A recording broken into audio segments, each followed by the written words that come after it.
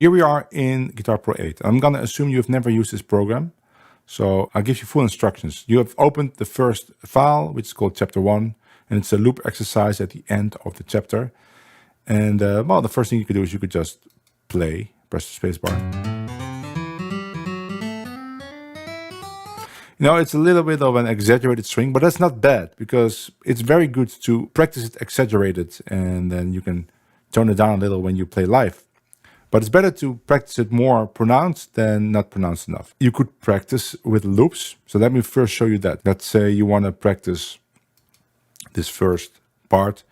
You select it by clicking and then shift clicking, and then you turn on the loop functionality here, and you can play along. You can try to match what you hear here, and it will just loop. Maybe you want to have a click, so you click here, click. Oh no, sorry, this is the click. If you want to hear a counting, click there. So you set it here, say that I want 1 bar counting before.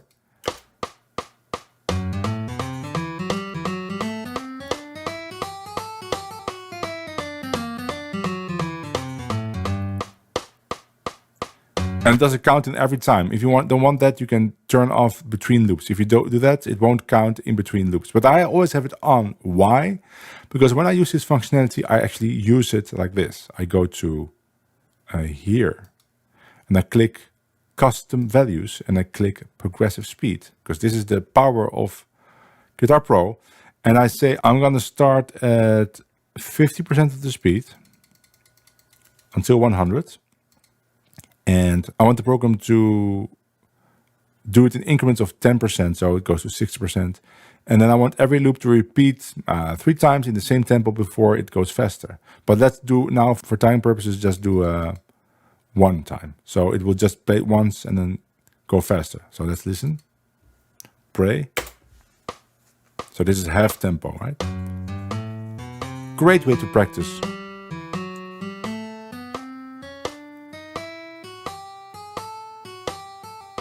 Really good way to practice that short long of the swing. It will click a lot slightly faster. This is 60%. You can also see that 60% right now.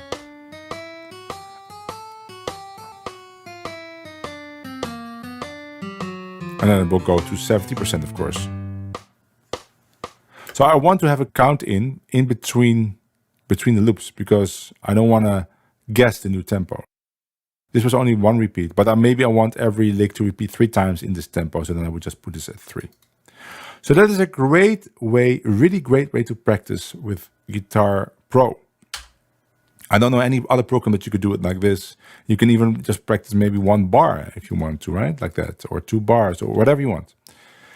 Another thing you could do with Guitar Pro 8, let's say you want to figure out what the loop would be in other keys. Now I showed it in the videos, it's not that difficult, but maybe you want it visually on the screen, that could be.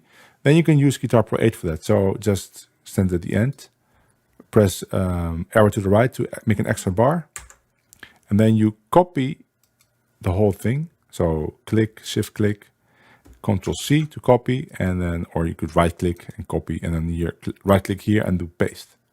And it has pasted the same thing again, right? So this is the same.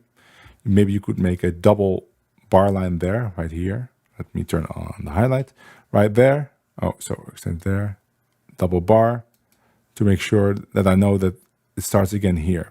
You could even put a chord symbol. Let's say I want to see what the lick would look like in the key of F. So click the first note, just click T and type F. Now you have F. You can also press A, but I always do, you can also, let's say you want to remove that, T, remove. You can also press A, and you get rid of this chord symbol dialog. But I always prefer T, because if it's a minor and I want to press F minor, I can do a minus, which I like. And you cannot do that with the other box. You can only press the M for minor. So, okay, but we want you want F major. So, of course, the lick is still in G. I need to transpose it. So what you do is you select everything, and then you go to Tools, Transpose. And you want to transpose this 2 semitones down, right? G to G flat would be 1 semitone, to F would be 2 semitones. So we go 2 semitones minus, minus 2. And bam, we have the lick in F. And the great thing is it will keep the fingerings or the strings the same, right? It doesn't move the note to other strings. So that's really a great function. And now you can actually look and look or try and say, well, this is a lot of open strings.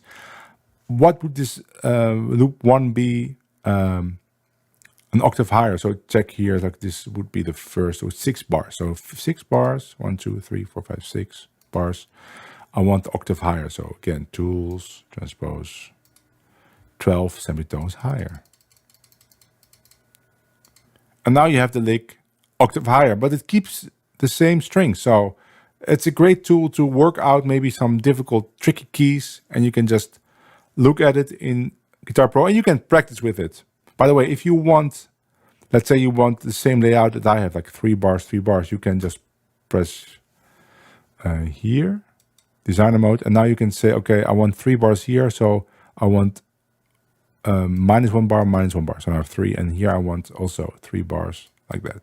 Click it again, and now you see you have 3 bars, just like I had it here. So that's how you can even modify my files and get bigger files if you want to.